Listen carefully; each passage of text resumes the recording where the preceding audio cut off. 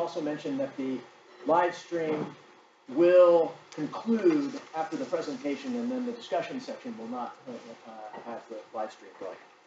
But so welcome once again to the San Diego chapter of Papers We Love, and tonight's presentation is Katie Everett, who's going to be presenting on mastering the game of Go with deep neural networks and tree search. Let's have a hand for Katie.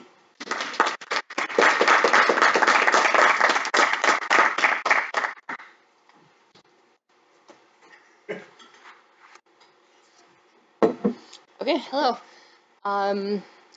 I want to probably start by getting just a general sense of like how people felt reading the paper and sort of like how closely it lined up with people's backgrounds. So maybe by a show of hands, who felt like this paper was like super dense and difficult to get through? Who felt like they probably understood like 50% of like what was going on in the paper? And who read it and was like, I could have written this paper, like, I know everything. Okay, and then in terms of backgrounds, how many people were familiar with, like, Monte Carlo methods before they read the paper? Okay, this is a pretty good number of people. What about neural networks? Okay, raise your hand if you've ever implemented a neural network.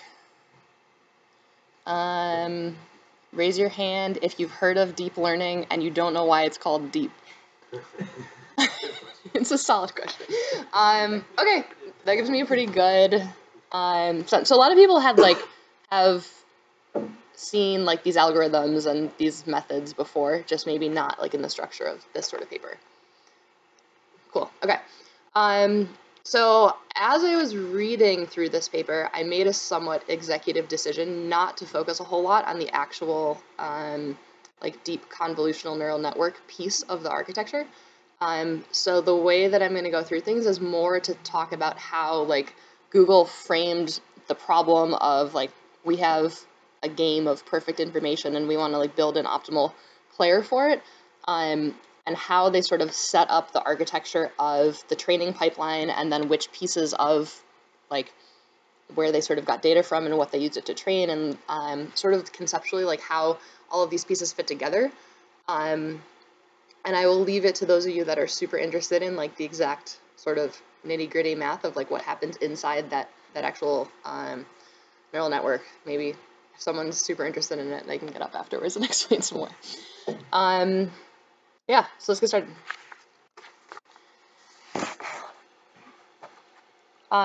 So the first thing they mentioned in the paper is this idea of a game of perfect information. And what that means is generally that it's a game where you have generally two players and they're going back and forth taking turns. And this makes it nice for solving AI sorts of problems because you can sort of set a time limit and say, all right, you can't think for forever before you move. We're going to set like a 5-second or a 1-minute timer on each person and sort of go back and forth. And it can make things very fair. You don't have to worry about like, oh, we're building some video game player and we're trying to play and we have latency in a network that we need to worry about, right? It's a sort of like very pure environment for working on AI problems. And so that's why a lot of like the AI research that happens works on these sorts of games. So what we mean by perfect information is that there's nothing like where one player has some sort of like secret knowledge that the other player doesn't have access to. There's also no element of randomness or chance or luck. So there's no like dice that we're rolling. There's not like a deck of cards that we're shuffling and then you're drawing. So like poker, there's a bunch of, you're both hiding information from the other person and there's an element of randomness. And so a game of perfect information just has none of those things. It's interesting.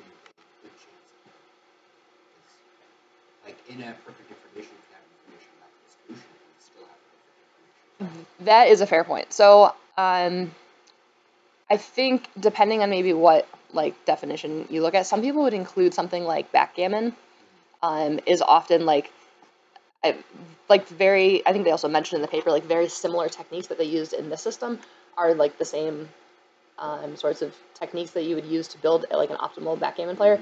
So what you do is you start with like a tree that has no X's or O's in the root node, and then your first step would be to branch in like 9 different places and put the X in like any of the different positions.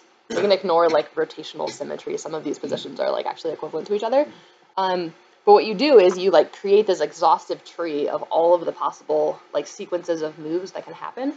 And then what this Minimax algorithm does is sort of, you can think of it as starting from the bottom, saying like, okay, if this person won or this person won, sort of traveling up the tree and assigning a value to each like of the game states. And then the Minimax, it's called Minimax because you alternate between, if you're the person who's X versus the person who's O, one person is trying to like minimize this cost function or this evaluation function, one person is trying to maximize it. You say the maximize, like if when X wins, you get a 1, and when O wins, you get a 0, then this is why the person with O's is like trying to minimize. And so it just sort of alternates and goes down and like avoids pieces of the tree that are bad for that particular player. So this assumes that the reason why Minimax is used for a game of perfect information is because we can figure out the actual optimal value function. Like we know the true value of any game state in tic-tac-toe because we can look all the way down to the bottom of the tree and sort of see what was going to happen, assuming perfect play. So the sort of naive version of Minimax requires us to search all of the nodes in the entire tree. There's some like sort of like slight improvements that we can make to Minimax by assuming something like, hey, well, I would never make that move that would take me over into this subtree in the search tree, so I'm just going to ignore like that because I know that I'll lose, and so I know that I'll never do that. And so that gives us some, we'll call it pruning. You can just like chop off a big section of the subtree and then not have to search that part. The other thing you can do with Minimax is like make some approximations, like I'm only going to look n steps ahead of me. People talk about this with like a chess engine or something, like, oh, this engine like looks 10 steps ahead, or this one looks like 20 steps ahead. And what that's just doing is saying like, hey, we have the search tree from here and we just chopped off everything more than like 10 levels deep. And then we're not doing like a perfect information optimal player, but like sometimes we can get good performance out of that on certain games. So I feel like what I've been alluding to with Minimax is this idea of a search space, right? Like how big is this tree? And then how much of this tree do we actually need to search to get good performance? So the two parameters that we talk about, they define sort of early on in this paper, are B and D, where B is the breadth or sort of like the branching factor or the width of this tree. So in tic-tac-toe, on that first move, you have 9 possible places to go. And so your breadth is 9. And then the depth is the number of moves that are going to happen in this game before it's over. So then the search tree has, on the order of, right, B to the power of D, that many possible sequences of moves. And, right, this is an approximation, and we can say that we can make these bounds tighter by saying, like, well, in tic-tac-toe, there's really only 3 options. You can either pick, like, a corner or a middle or, like, one of those, like, edge pieces. And the number of legal moves in tic-tac-toe, like, quickly decreases. Whereas, I don't know, in something like chess, maybe you start out with a smaller number of possible, maybe this is wrong, maybe in Go, you start out with like a small number of legal moves, and as the board gets more complex, the number of legal moves will increase. But sort of as a general idea, right, we have this exponential relationship where the breadth to the power of the depth gives us a sense of how big the search space is that we need to look through. In terms of like a handful of common games that we talked about, right, tic-tac-toe, sort of the classic, like, you can in your head think of this whole search tree if you like think carefully enough about it. Right, and so this branching factor we can call 9, and the depth is, right, there's only 9 squares to fill up, so there's at most 9 moves in the game. Connect 4, similarly a game of perfect information. There's, I think in a normal board, there's 7 slots that you can like drop your little checker into. And Wikipedia claims that like there's approximately 36 moves in a Connect 4 game. Moving on to something more complicated, right? Chess. In the paper, this is the numbers that they cite. There's 35 possible moves generally, and approximately 80 moves until the game's over. So if we think of like before, like in terms of prior work, prior to this paper, right, we had computer chess engines can like destroy the best human professional chess players. Tic-tac-toe will always end in a deadlock because we've solved the game completely. I think the same is true of Connect 4. I'm not totally sure. But prior to this paper, one of the reasons why like everyone's all excited about solving Go is that these numbers of 250 and 150, I guess like by a multiplicative factor, it doesn't seem that much bigger than chess, but when you're remembering that we're exponentiating, this is just a humongous search space. I never remember the exact numbers here, but there's something like if you think of if we put the fastest known processor on every atom in the universe times the number of like seconds that have happened since the Big Bang, you get to something like 10 to the 80th or 10 to the 100th or something when you like multiply out those orders of magnitude. And so here when we're talking about like 250 to the power of 150, it's just like an astronomically enormous search space. And so it's one of those search spaces where I think most people in the world of like machine learning would have said that they didn't think that we were going to solve Go for like another decade. And so this like innovation to build a system like this using these sorts of neural nets feels like a huge sudden advance in machine learning. I'm gonna pause for a second. Any questions? So I'm not familiar with the way people are building chess engines. That's not exhaustive either, right? It's kind of correct. It's positional memory. Like trying to model it more off the way chess players, but it's just kind of positional memory and positional intuition around. Yep. Like how you're changing the board rather than going all the way to the win. Yeah. So it's definitely not. Nobody's done like you can't do an exhaustive like search on chess. So it turns out that like I guess a good way to think of it is that what we'll sort of get into is that the existing methods that people were using to build a chess engine that could successfully beat any human were the same sorts of methods that people were applying to Go, but because of sort of the size of the Go search space, humans could still outperform the best Go players, or it was like starting to get sort of into like weak amateur sort of level. And so this system like takes things a step forward, and by using a new method is now able to like beat humans at a game that like the methods that were successful enough to beat humans in chess like were not successful enough to beat them in Go. Sort of until we got to here. Maybe you'll get into this, but was in your view is that more driven by the size of B or the size of D? This breadth versus depth. I don't have a super strong opinion on that, but we will talk about this. Actually, great segue. So, okay, there's sort of two, as we've alluded to this idea of like evaluating the game or like the strength of a position. There's sort of like, two ways that we can think fundamentally about trying to reduce the search space. The first thing is to reduce the depth that we have to search, which if you've heard of chess engines using like an evaluation function or like a board strength function or something like that, that's this idea. And what you're doing is you're putting some sort of like scalar value on a particular board state. Like if you walk up to a chess game and one guy has like a couple of pawns and a king and somebody else has like a queen and two bishops left, you're like, oh, that person's like probably going to win. And that's what you're mentally just like evaluating sort of the strength of that board. And so when you think of this sort of more formally, what you're really doing is you're looking at this search tree and you're deciding that like at this particular state, rather than worrying about everything that's in the subtree, you're sort of replacing that state with some approximate value, some approximate scalar value that tells you something about the strength of that position. So by doing that, by chopping off the subtree below it, that's why we say that we're reducing the depth of the tree that we have to search to, because we get down to here and we're like, yeah, the guy got to the thing where the other guy only had some pawns left. We can assume that sort of we don't need to search below the subtree because we sort of already know who's going to win here. And then the other sort of conceptual way of thinking about how to reduce this search space is to this breadth, We're talking about when you're in this particular state, you have like a bunch of different options for how you could move.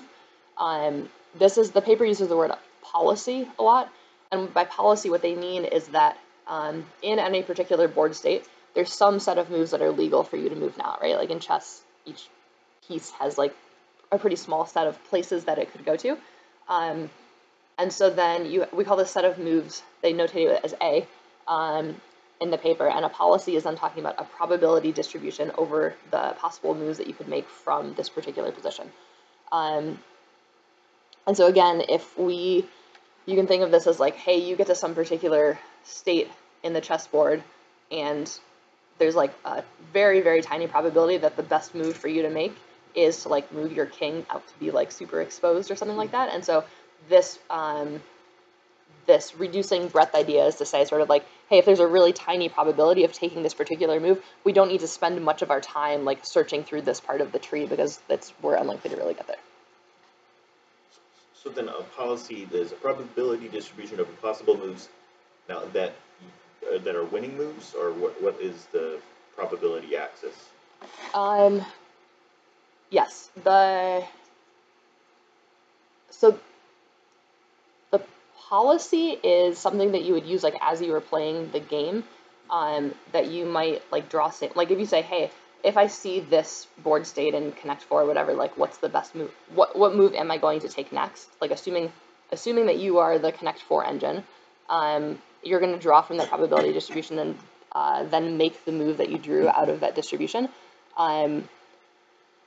Where it becomes probabilistic rather than deterministic is when like we haven't exhaustively searched the space there. And so this policy like is something that we're trying to learn, and we're trying to learn a better and better policy. And so we might start with a policy that like is like uniformly weighted or something like that. And as we like run simulations, would edit what this policy is to move towards what we think is like a better player, and would then like weight towards winning moves more often. Yes, question. So does this policy care about how they got to state S, or is it just like it's only about state S? That is a great question.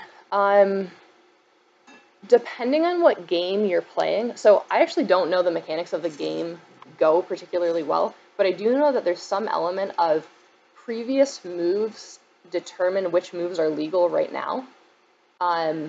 And so, like I think it's fair to say in chess that previous moves generally don't determine like what moves are legal now. You could just look at a snapshot of the board game and decide what moves to make now. Whereas that's not the case in Go. The previous, like, I don't know, 17 board states or something are all, like, relevant to the rules of the game to determine what's legal right now. And it might be, I'm not totally sure about this. If somebody else knows Go better, feel free to jump in. But I think they also might determine the scoring somehow of the previous moves.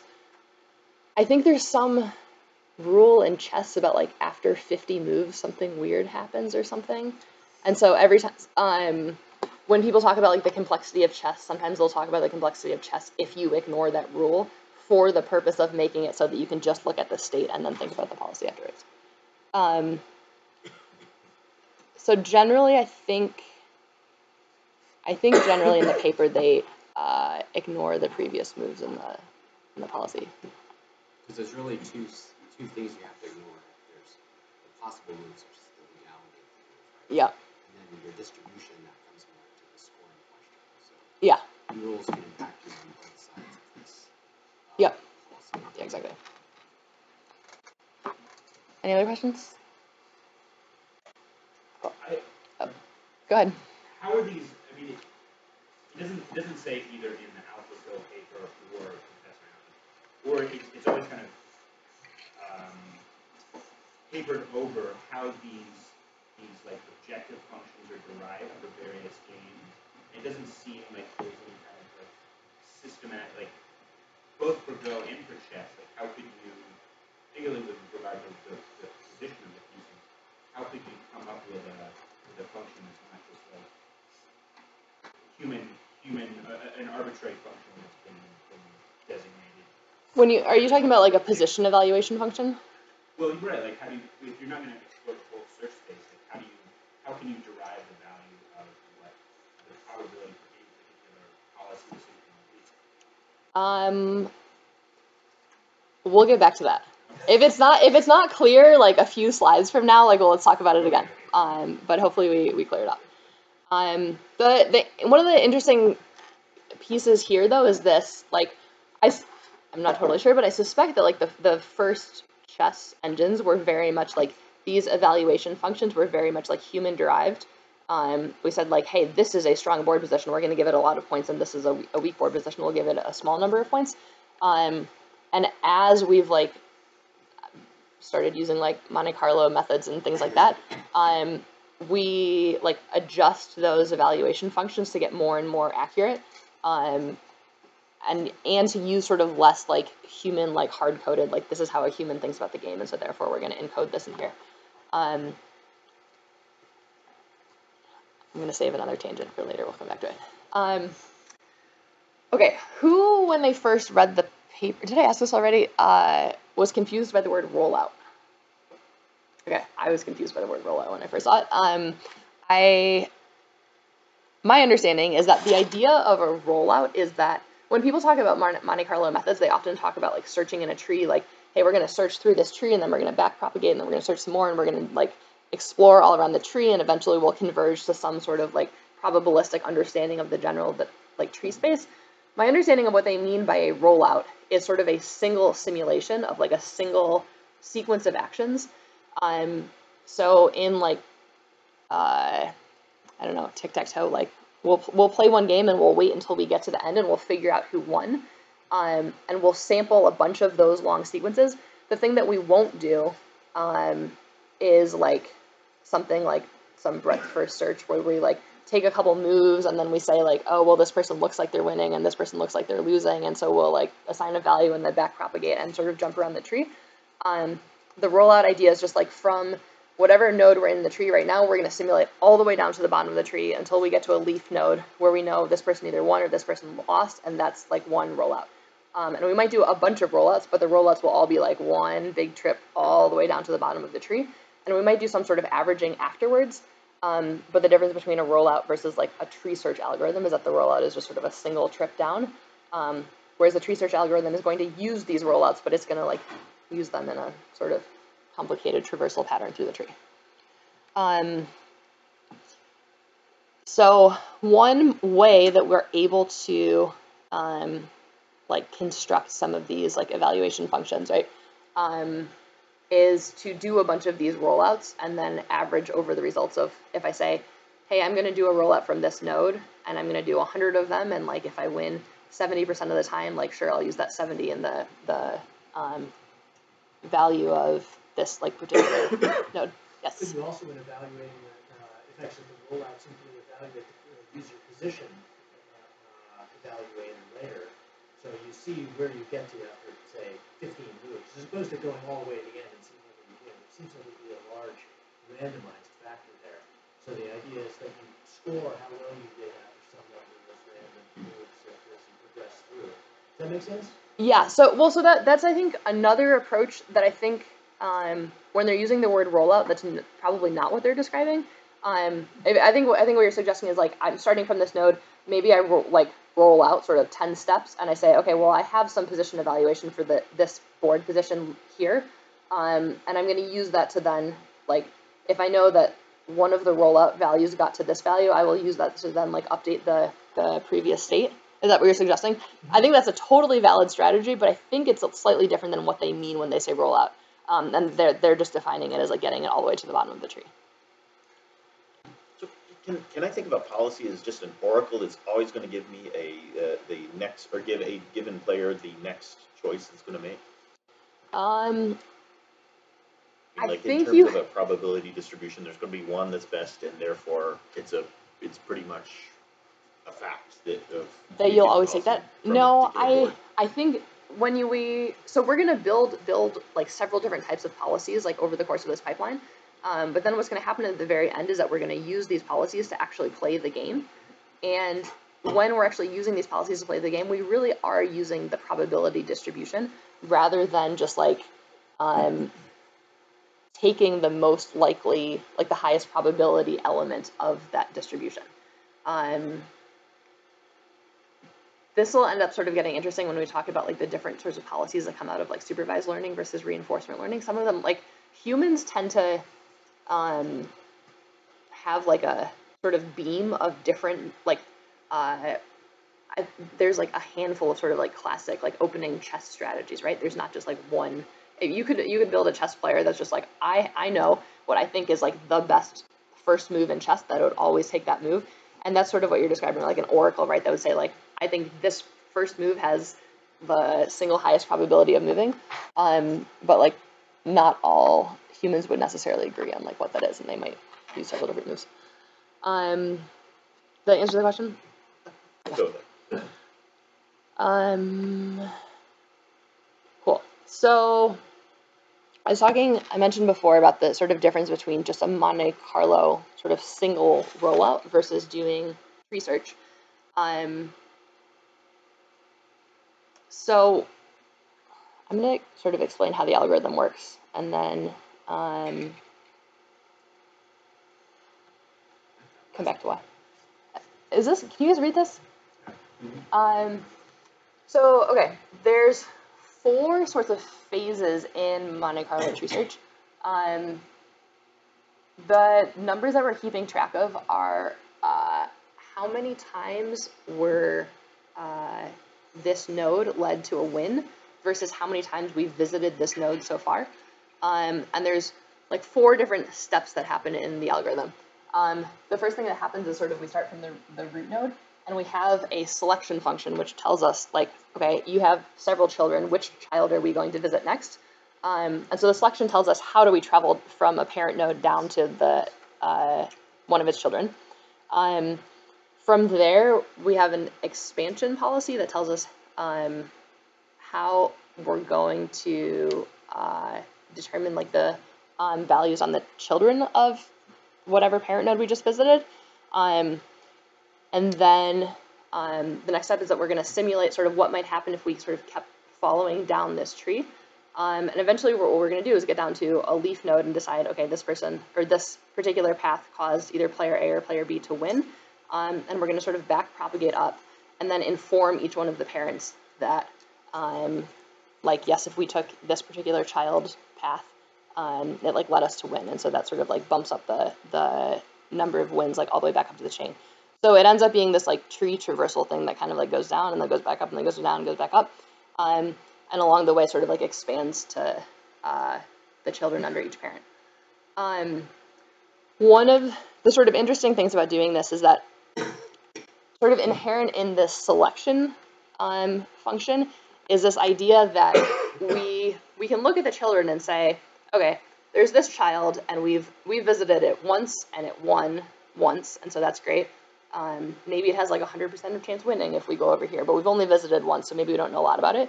Versus over here we have this one child and we visited it 100 times and it won 30 times or something, and so like, okay, maybe this isn't like a super strong move over here, but we know a lot about it because we've explored it a lot. How many people are familiar with like the multi-armed bandit problem, or like the idea of like exploring versus exploiting? So just very quickly, the sort of simplified way of thinking about the multi-armed bandit problem, this is just like a classic problem in computer science or algorithms, is the idea of if I walk into a casino and there's a whole bunch of different slot machines, and the only thing that I know is that every slot machine has some like fixed probability that it will give me a jackpot every time I pull the slot, and I have maybe like $100 and every slot machine like pull costs $1. I have this decision to make of if I sit down on the first one and I win like the first 5 hands, I can sit here and be like, okay, this machine's great. I think it has a really high probability of winning, and so I'm just going to stay here.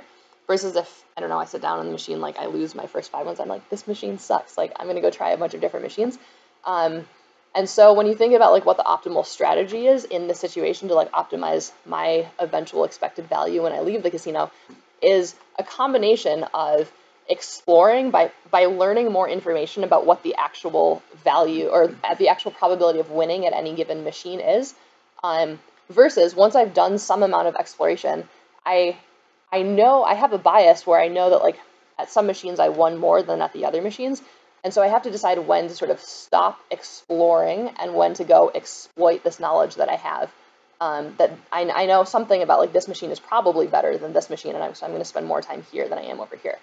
And so a similar thing is happening that's sort of baked into this selection function, where within the tree you can use a handful of different like sort of cost functions for the selection function. when I'm making the decision, like which child am I going to explore, but baked into these functions is some of this is like a penalty for exploring a node that I already have explored a whole bunch of times to encourage me to go and explore a node that I haven't visited as many times. Does that part make sense?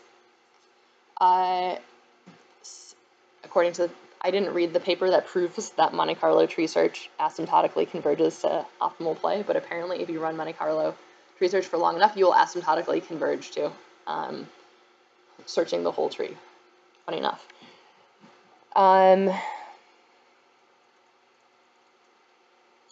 So Monte Carlo tree search is generally like the sort of the predominant method for building chess engines and like previous Go engines and things like that.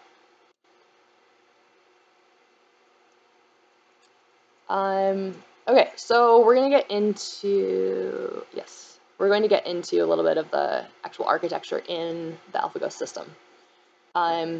So we've talked about sort of what the definition of a policy is, right? So just as a refresher, the input to a policy is whatever the board state is. In the case of Go, it's like a 19 by 19 board, and so just like a matrix of the board positions. It turns out that like representing a board state in Go is not all that different from representing like a 2 by 2 image. If you just think of it as being sort of like 19 pixels, that could either be like blank or white or black. And it turns out the like convolutional neural nets that they use in the system, the reason sort of why they're like, hey, maybe this is a good idea for Go is because those particular neural networks have shown really good performance in things like image processing and image classification, like face recognition and that sort of stuff. And so there's some sort of like parallels conceptually between like representing and understanding what's going on in an image versus like representing a Go board. But in terms of a policy, yeah, we have a board state coming in, and this policy is outputting what probability distribution we have over the possible moves that you can make from that particular board state. So then in the paper, they talk about 3 different policies that they like develop that are all part of the system. And what I'm going to do is go through sort of what each policy is and how they sort of developed a policy. You can think of it as just sort of like one component in the system. And at the end, we'll see how these policies sort of like get combined back into the actual like Go player. But so there's 3 policies. The first one is a rollout policy, which is sort of like the most straightforward one. And then the second policy is a supervised learning policy neural network. And the third one is a policy network that was trained by reinforcement learning rather than by supervised learning. So in terms of like sort of the architecture of the system, what happened was they took a bunch of like expert human players or like expert human games. They had a big database of those, and they used that training data to produce the first 2 of these policies. So they used that to produce a rollout policy, and they used that to produce a supervised learning policy. And then once they had the supervised learning policy, the reinforcement learning policy, they like initialized a policy at the supervised learning policy, and then they applied reinforcement learning to that to then sort of create like a third policy that was better than either of the 2 previous policies. Let's talk about this rollout policy first. So the training data that went into it, like I said, they had a huge database of Go games that had been played by expert human players. And so it ended up being 30 million board positions. They, using these Monte Carlo rollouts, came up with a policy whose goal was sort of to predict what the next best move that the human player was going to make. And the accuracy, oh yeah, their accuracy they're defining as like how often did the rollout policy output the same policy that the human took in the next step in the game. So 24% of the time the rollout policy like does the same thing that the human did, which doesn't necessarily mean that the rollout policy was like wrong. they might have actually made a move that was like sort of in a world of perfect information actually better than the thing that the human did, but what they were trying to do was predict what the human was doing, and that's what's happening 24% of the time. This policy, the most important thing to know about this rollout policy, even if the only thing you understand about it, is that it's the least accurate, but it's the fastest. It takes 2 microseconds for this thing to like pick what the next action is. And I think when they actually play, I don't remember what the time limit is that they give the Go players, but I think it's 5 seconds. Yeah, 5 seconds. And so this is only taking 2 microseconds, right? So if you played Go using this guy, you'd just be like instantaneously making the next move.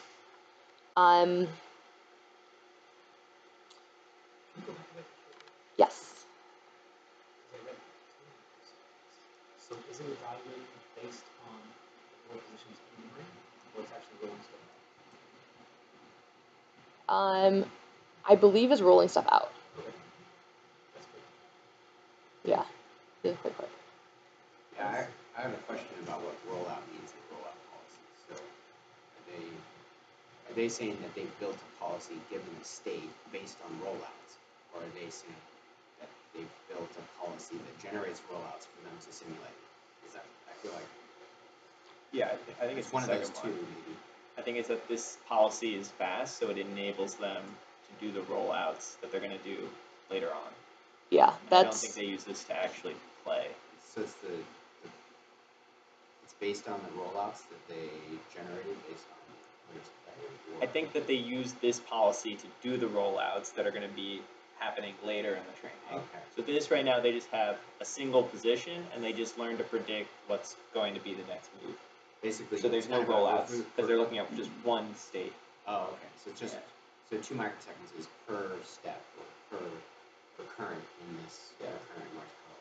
That's yeah, that sounds right. I think I misanswered that question. That yeah, this one is probably just predicting like the very next step. But then yes, then later they sort of use this rollout policy to do like sort of like a look ahead rollout. Yeah. That makes sense. In like actual gameplay. Yeah, so you're probably right. The 2 microseconds is just like the single step. So is a rollout one step or all the way to a win? Or does it vary? I think I don't know if I might be like misquoting the sort of exact way that they're using rollout and rollout policy. It sounds like probably the rollout policy is one step, and that like a rollout simulation. I don't have a better word for like the version that like goes all the way to the These end. things you're talking about, or each of these 3 that you started with, they're employed at the given a board position. I want to know what move to make. Given a board position, I want to know what the probability distribution is of moves to make. Okay.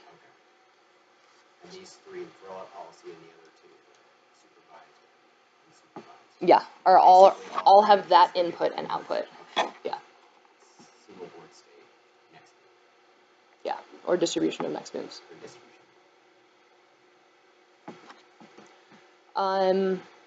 Cool. Okay, so the next one is the supervised learning policy network. How many people are like very comfortable with the difference between supervised learning and unsupervised learning? Would anybody? Okay, that's totally fair. Okay, so quickly, the way that I would think of supervised learning is like there's a correct answer and there's an incorrect answer. Like we have a very clear thing that we're trying to predict. In this case, we have this training data about like here's a bunch of like expert human games, and it's supervised learning in the sense that our goal is to predict what the next move is that the human would have made. Something like unsupervised learning methods tend to be things like, hey, I took a huge database full of like user data from Facebook, and I wanted to find sort of like what different kinds of people are here, and I clustered it on a bunch of dimensions, and I said, well, over here there's like the high school kids, and here's like these people, and here's like their grandparents, and there's some like one data scientist will come up with one classification and then give a presentation on it, and then the next week a different data scientist will like take the same data set and cluster it slightly differently and be like, well, these are really the best way to classify Facebook users, and then the data scientists argue, and that's how you know there's unsupervised learning.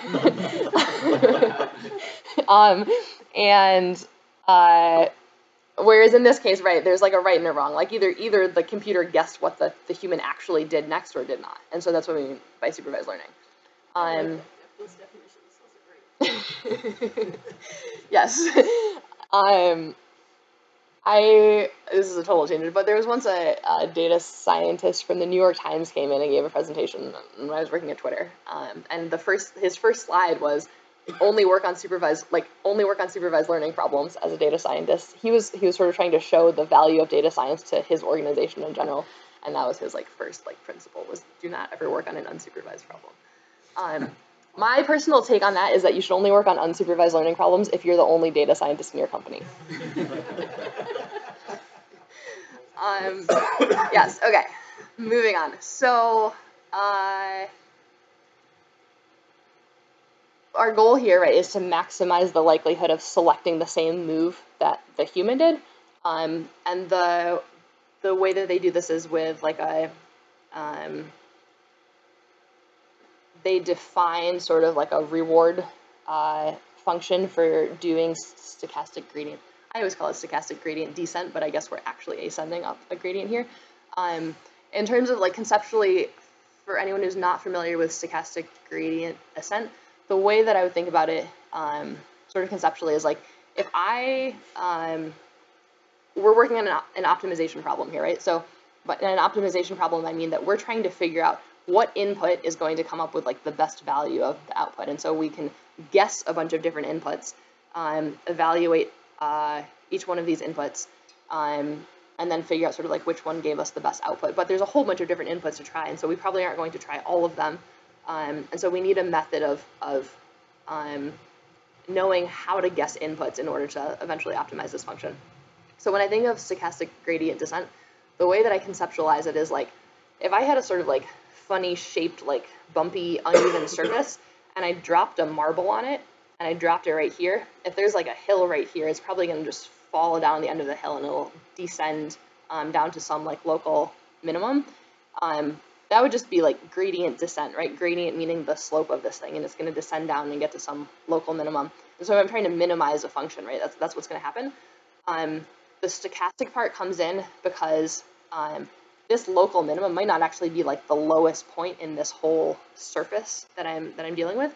The stochastic part is sort of just okay, I took this big weird shaped surface and I shook it around a little bit, and so maybe the marble actually sort of bumped back up and bumped back down. And then when you're actually doing this, you're not actually dropping one marble, you're dropping 1,000 marbles and shaking them up all around, and then sort of seeing eventually what minimum point these marbles get to.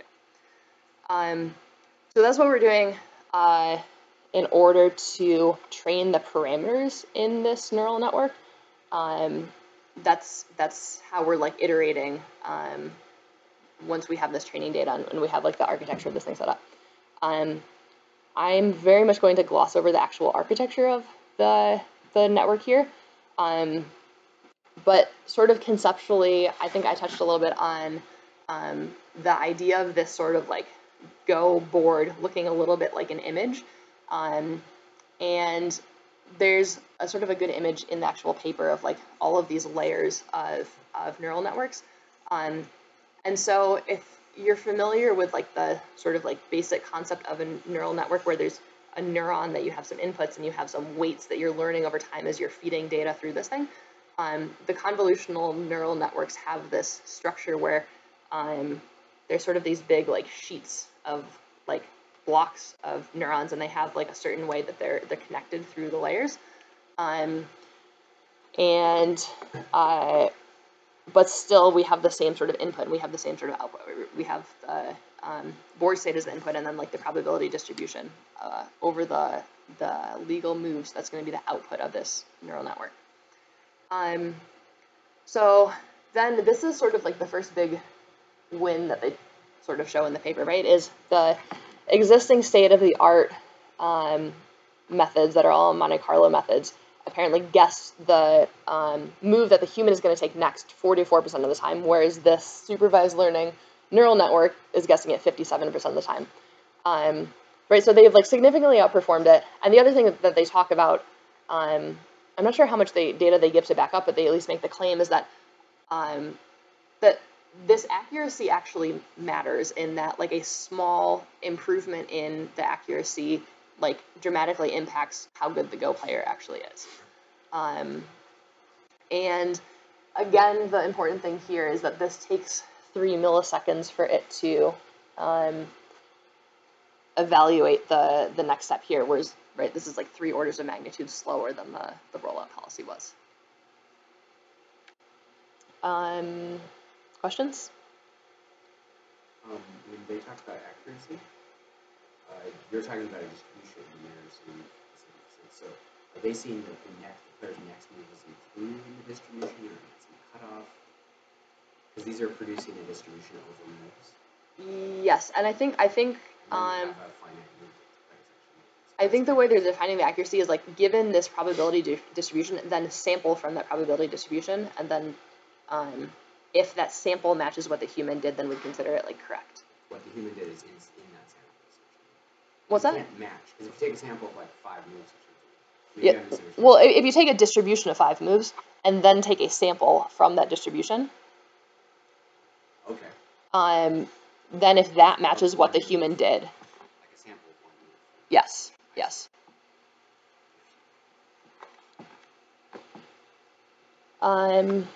Okay, so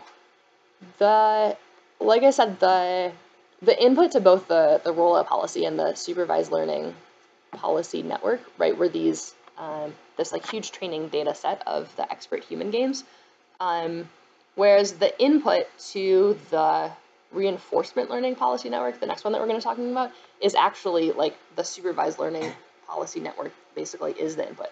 So they sort of initialized their next neural network to start with the exact same architecture, the exact same parameters that the supervised learning network had just learned. So the sort of conceptual thing that's happening here is that they just trained these 2 like policies on a bunch of human games, and so what they just encouraged their system to do is to copy what the best human player would do. And they said that they didn't want just to optimize for like predictive accuracy. We're not trying to build a Go player that's like the best at copying humans. We're trying to build a Go player that is best at winning the game Go. And so what the reinforcement learning sort of idea here is that we're going to like play actual games between, like the network is going to play against itself basically, and we're going to use that to penalize or reward the policy network that would actually like win games more often. How many people are generally familiar with reinforcement learning? Okay, the basic idea here was something like supervised learning, right? Like the classic supervised learning that uses sort of classic algorithm is like a logistic regression. We have a bunch of like input features and we have like a 0 or 1 that we're trying to predict, and we like plot these things and we use a sigmoid function, and we have some sort of like straightforward relationship between the training data and then the predictions that we make. In a reinforcement learning policy network, or just in reinforcement learning in general, we have a system and we let that system actually like attempt to perform the action that we want it to perform, and then we see what happened. And if we like what happened, we like reward that. We give feedback to the system, and it like incorporates that back into its like parameters. And if we don't like what happened, we penalize it. So one place that this shows up all the time is in robotics. If you have like a system and you're trying to get it to like crack an egg and put it in the pan or something like that, you can give it some sort of randomness in terms of like how it moves, and then have like a human operator sit there and like reward it when it does something that you like, and penalize it when it does something that you don't like. And eventually this tends to like converge towards robots doing cool things like backflips and stuff that they apparently can do now. So the way that this particular reinforcement learning framework worked was that they took the like current sort of best version of the policy network, right? So it started as just the supervised learning policy network started playing against itself, and eventually it started like getting better. and we take the current network and we play against some previous iteration of itself. They said that the reason they used a previous iteration and they kept sort of using like different previous iterations was just to avoid overfitting. I guess they learned if they took the current network and they always trained it against like the like exact predecessor network, it would tend to overfit because it could sort of like it could learn its opponent and then learn how to beat its opponent rather than to just learn to be a good Go player in general. And so this sort of like randomization of the opponent helps like generalize the system. The other important thing to know about the reinforcement learning policy network is that, like I was saying with this idea of giving it a reward function, the reward function is 0 for all of the time steps in the game until the game is actually over. And then it's either +1 if that computer won, or it's -1 if the computer lost. And so what they're really doing here is they're optimizing for actually winning the game rather than optimizing for like getting to some board position that's considered like a strong board position. And that removes some of the bias of like, hey, maybe we like had some overfitting going on and we're biased towards thinking that this is a good board position, but actually there's some move that maybe we didn't explore super well that actually makes this a really weak board position. And this is sort of like the innovation part. The innovative part here is this idea of thinking about how to optimize the system for winning the games rather than optimizing for like having like the best evaluation function or like the best predictive accuracy. And then, okay, in terms of how this policy performs, so they played, right, so they start training this reinforcement learning policy as, like, it starts out as the supervised learning policy, and eventually we hope that it got better. And we checked that by having the new version, the reinforcement learning policy network, play against the supervised learning policy network. And the reinforcement learning version won 80% of the games. The other thing that they tested was they took the strongest existing like open source Go program, which is another like Monte Carlo method based program. I guess it's called Patchy, and this guy won 85% of the times, whereas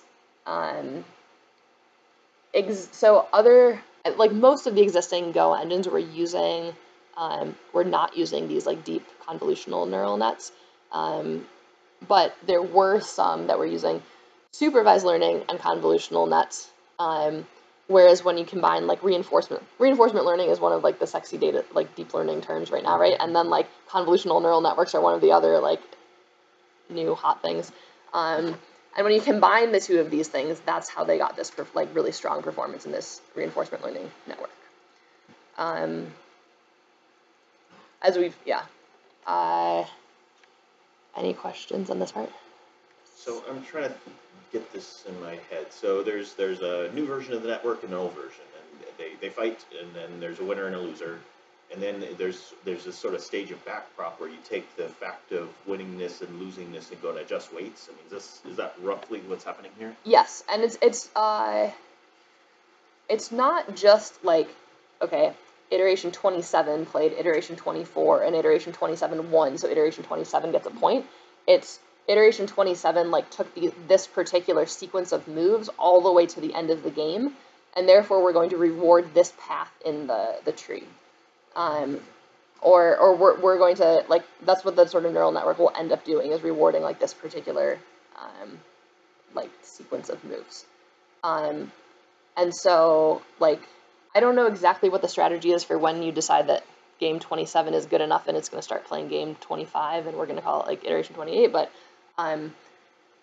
yeah, against some sort of like opponent that's a previous version of itself.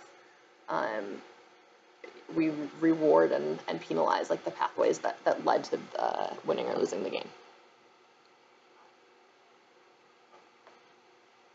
Any other questions? Cool. Okay, so we've talked about, right, we have 3 policies. We have the rollout policy, the supervised learning policy network, and the reinforcement learning policy network, right? So the 4th sort of component of the system is they also train a value network. So the way that we can sort of and there's a good diagram in the paper that sort of talks about like, okay, we took this human, like this data set of like human games, we created this rollout policy, then we created this supervised learning policy, and then we used the supervised learning policy network to make a reinforcement learning policy network. And then what we're going to do is use the reinforcement learning policy network and have it play against itself a bunch of times and generate another data set, and we're going to use that to train value deep convolutional neural net. So the difference between a value network and a policy network, right? The policy network is taking the board state as an input and then outputting a probability distribution of actions that we're going to take, whereas the value network is one of these like evaluation functions that you use on a chessboard to decide how good it is for a particular player. So your input is the board state again, but instead of outputting a probability distribution of moves, you're outputting a scalar value that describes like how good of a board position is this state.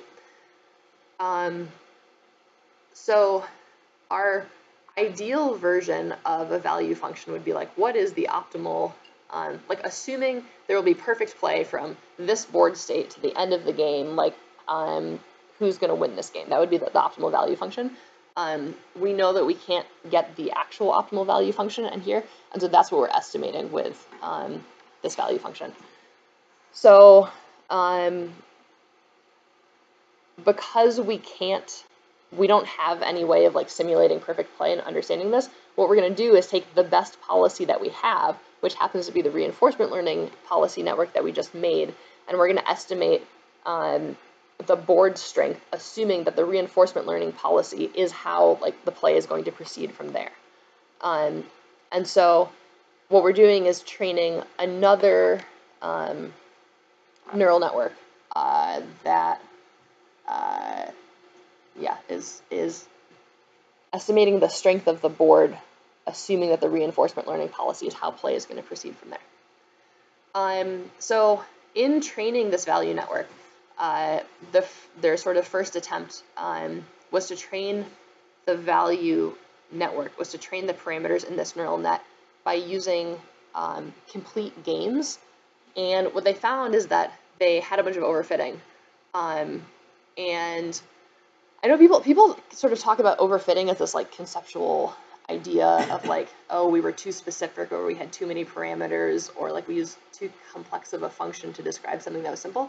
But the sort of like classic sign of overfitting is when you have a training set and you train any sort of machine learning algorithm on this training set, and you're like, hey, I'm getting really good performance on my training set, like I have really good predictive accuracy, and then you go look at your test set, like whatever data you held out that you did not let your algorithm see when it was training, and then it tries to predict values on your training set, and you're like, oh shit, the error is way higher on that training set. So that's exactly what happened here. They talk about like the mean squared errors being like quite low on their training set, but then on their holdout set, this value network had like significantly higher error, and so they're like, uh-oh, we did something wrong and we overfit.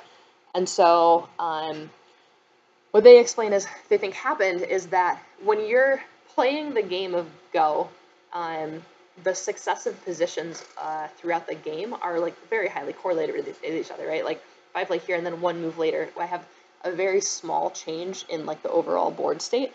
And so what they think happened is essentially like the value network is trying to predict who's going to win the game. And if I see like step 1 of the game and then step 2 of the game and step 3 of the game, and I see 100 steps of the game, and like I realize that by step 70, I realize which game this is part of, and I've already, like, in my training set, have guessed on, like, 71 through 100 that I already know which person is going to win. What it's really doing is understanding which, the network is understanding, like, which of the training games it's actually predicting on right now, rather than just, like, sort of understanding of whether the board position itself is actually a strong board position. And so this is, like, a very common problem in practice in machine learning systems, is having some sort of like correlation in your data, and your system ends up sort of like learning the correlations that you put in your training data rather than the thing that you're actually trying to get it to learn. Yes?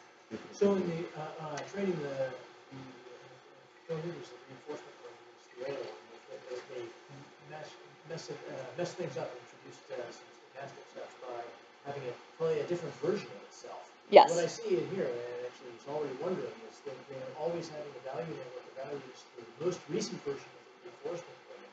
And so is it learning to, once again, beat its opponent, a specific opponent, in the memorable words you used earlier, as opposed to getting good in general?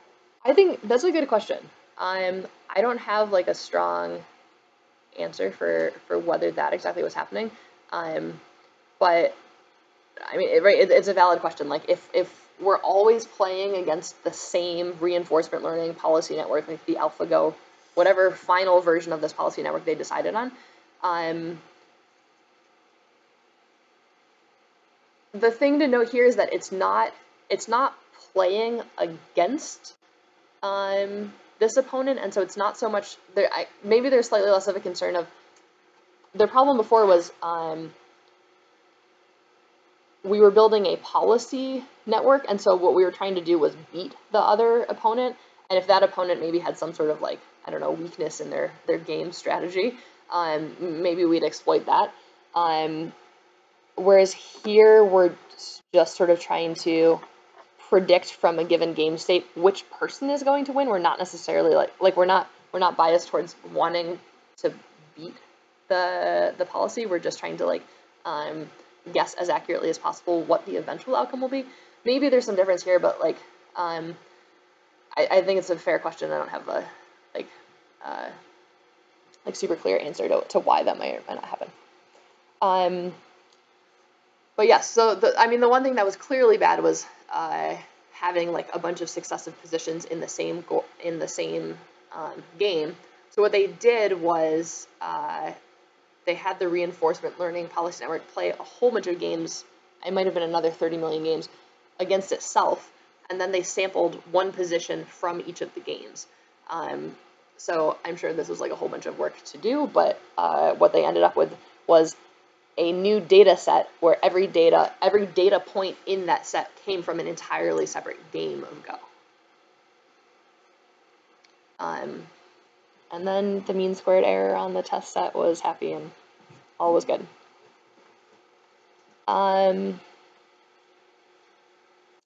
Cool. So to recap, we now have like 4 different like algorithms or systems, right? We have our rollout policy, we have our supervised learning policy network that both came directly out of like just the training data of just the human games. We took our supervised learning policy network, played it a bunch of times against itself or against sort of like different versions of itself, and got a reinforcement learning policy network. And then we tried to just create a value network right out of the reinforcement learning policy network, but then we realized we had an overfitting problem, so instead we played against ourselves a whole bunch of times and then used that data set to generate the value network. And so now we have these 4 like different, we can treat them as little black boxes. And what we need to do is put them all together and like actually play a game of Go. So this is where we get into I'm sure we'll create some confusion about like rollout policies and look ahead. But what we're going to do is for any given board state, we're going to treat that as like the root of the tree, and we're going to do some sort of look ahead on the search tree. And the actual algorithm that it's using here is very similar to like Monte Carlo tree search, sort of starting from this as the root node. And so they define in the paper a sort of like, they call it a bonus like component to the selection function for which like path to go down. And that bonus parameter encourages the exploration of nodes that haven't been explored a whole bunch before.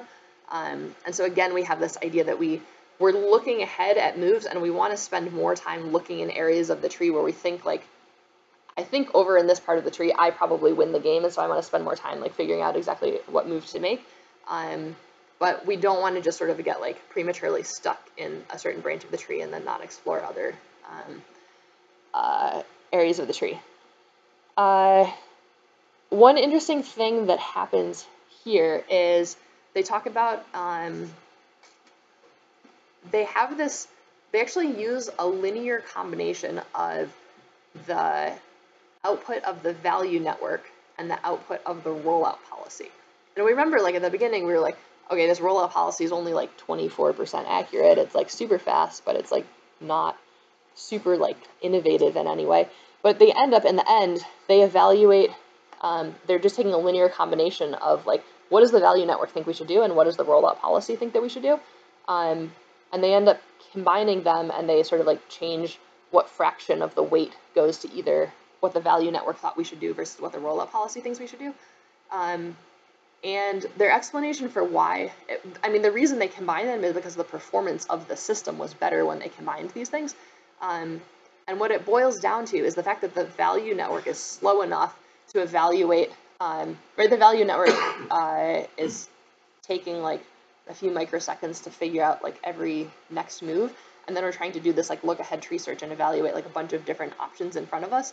So it turns out that we have like a very strong but slow value network, and then we have like a less accurate but very, very fast rollout policy. And apparently like combining the two sort of like complementary strategies is like what gave them the best performance.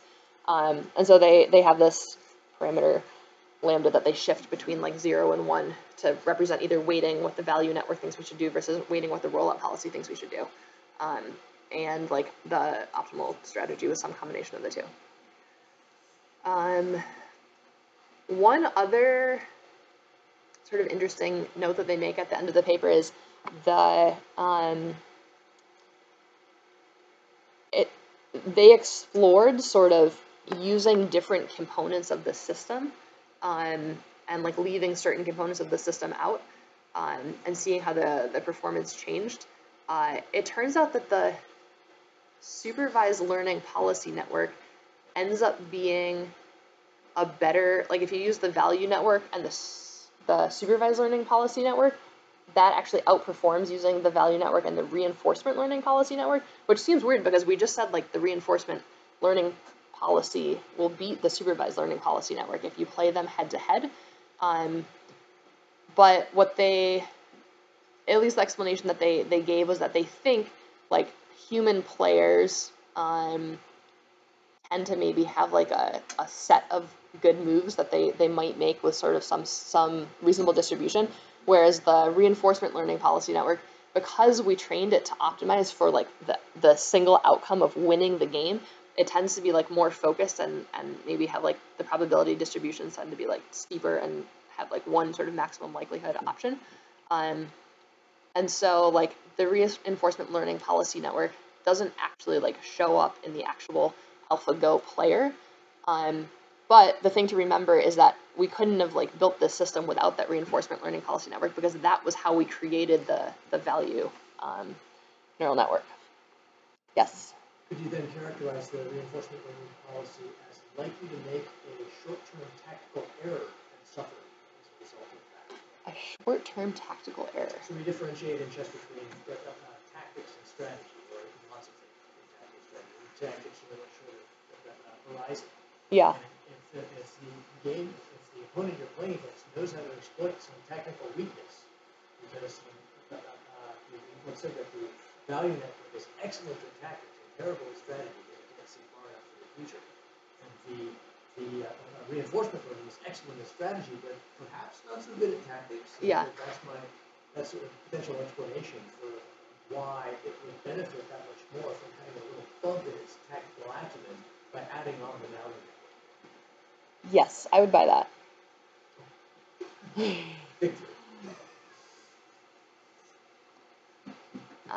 Any more questions? This is the end. So if anyone has a tangent they were dying to go off on, now's a great time. Oh, that's the end? Well, thank you very much, Katie.